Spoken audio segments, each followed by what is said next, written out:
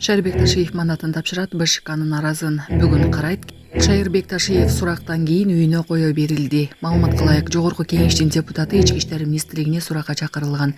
Тергөөнүн алкагында түшүндүрмө алынгандан кийин ал кармалган эмес жана үйүнө кое берилген. Азырынча укук коргоо органдары анын кайсы иш боюнча суракка алынганы тууралуу расмий маалымат бере элек.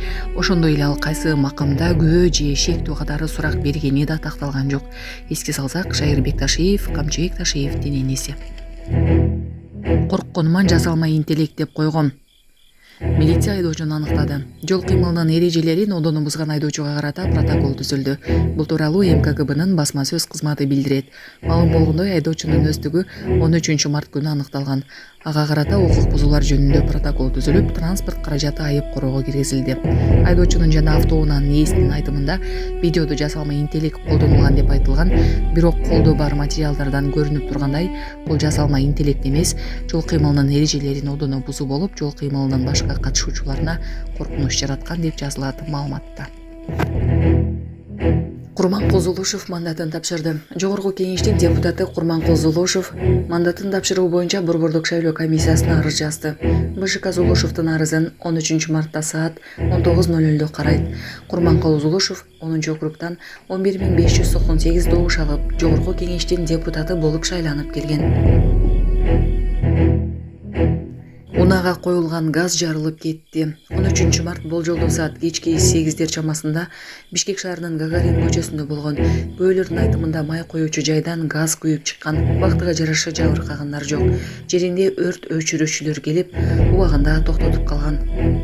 Өз жанын кыйган сот кызматкери тууралуу эмнелер белгилүү. Сот аткаруулар кызматынын директорунун орун басары Кубанычбек Капалов өз жанын кыйды. Окуя 13 мартта Бишкектеги тойканалардын биринин жанында болгон. Милициянын маалыматына ылайык, Капалов унаада өзүнө ок чыгарган. Жеринен мылтык, ок-дарылар, 2 уюлдук телефон жана коштошуу каты табылган. Алдын ала маалыматтар боюнча ал карыздарына байланыштуу өзүнө кол салган болушу мүмкүн. Учурда тергөө амалдары жүрүп жатат. 44 жаштагы Кубанычбек Капалов эмгек жолун 2005 жылы Ош облустук милициясында баштаган. Ал 2014 жылдан тартып сот департаментинин Ош, Талас, Чүй жана Жалал Абад облустук башкармалыктарында жетекчилик кызматтарда иштеген. 2019 жылдан тартып сот департаментинин директору. Ал эми учурда сот аткаруучулар кызматынын директорунун орун басары кызматында иштеп жаткан.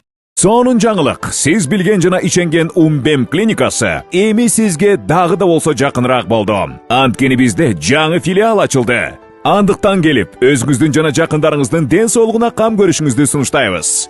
Биздин жогорку даражадагы дарыгерлер төмөндөгү адистиктер боюнча кабыл алат: стоматология, гинекология, терапия, лор, хирургия, педиатрия, урология, УЗИ жана башка адистиктер. Лабораториялык анализдин 5000ден ашуун түрү алынат.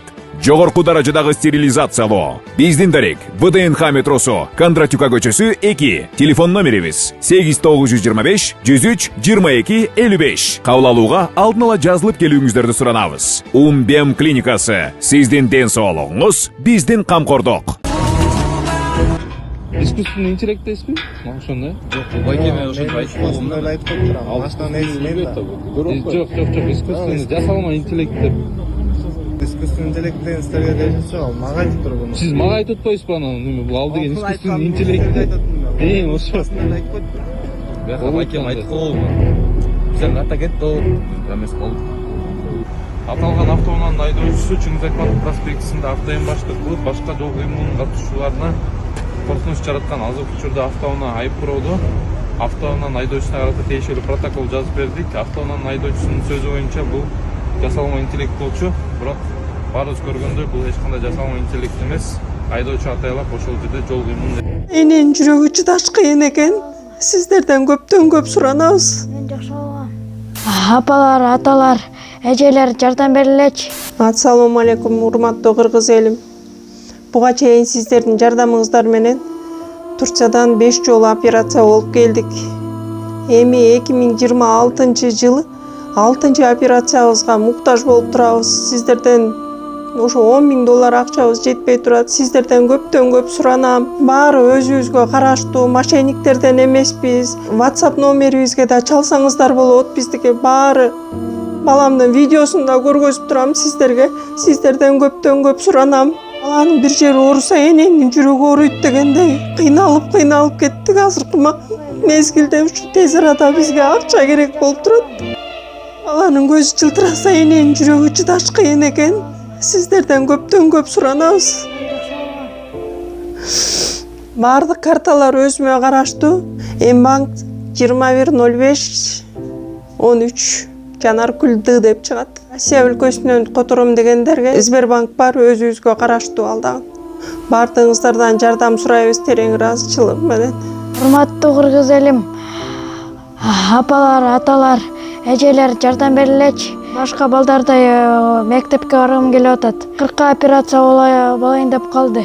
1 сомдон 10 сомдон да болсо жардам бериле. Аныч.